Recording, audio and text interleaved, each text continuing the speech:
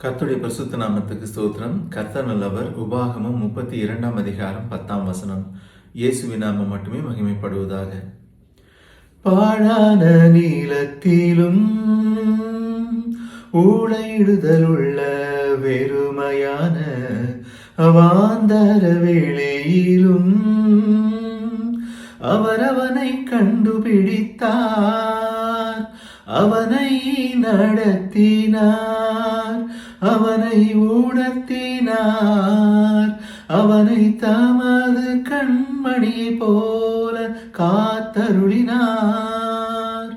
பாழான நீளத்திலும் ஊழையிடுதலுள்ள வெறுமையான அவாந்தர வேளையிலும் அவனை கண்டுபிடித்தார், அவனை நடத்தினார், அவனை உணர்த்தினார், அவனை தமது கண்மணியை போல காத்தருளினார்.